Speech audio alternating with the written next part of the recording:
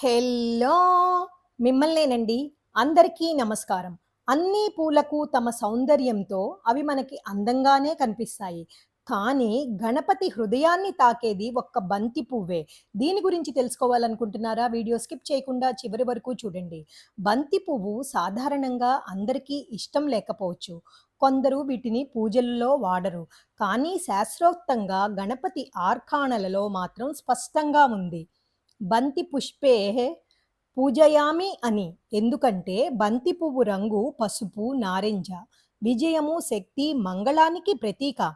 దానికి బంతి పువ్వుకి సహజ వాసన ఉంటుంది. వాతావరణాన్ని అది పవిత్రం చేస్తుంది. గణపతి విఘ్నాలను తొలగించే శక్తి కావడంతో ఆ శక్తిని ప్రతిబింబించే పూలలో బంతి పువ్వు కూడా ఒకటే.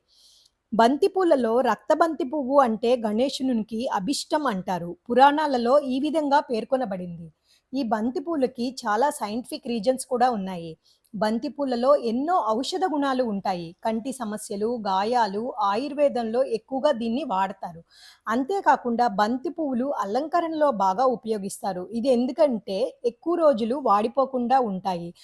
అంతేకాకుండా కొంతమందికి వాసన వచ్చే పువ్వులంటే అలర్జీ ఉంటది. అలా అలర్జీ లేకుండా ఉండే పూలల్లో బంతి పువ్వు కూడా ఒకటి. అందుకే ప్రతి వినాయక చవితికి, ప్రతి గణపతి పూజలో మిగతా పూల కంటే బంతి పువ్వుకి మొదటి స్థానం పొందుతుంది.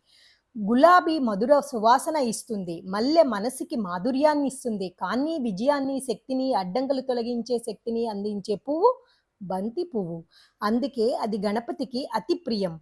ఇలా ఎన్ని పూలు ఉన్నా వినాయకుని హృదయం గెలిచేది బంతి పువ్వే. నచ్చినట్లయితే లైక్ చేయండి, షేర్ చేయండి, సబ్స్క్రైబ్ చేయండి. మీతో అనురాధ కంచర్ల.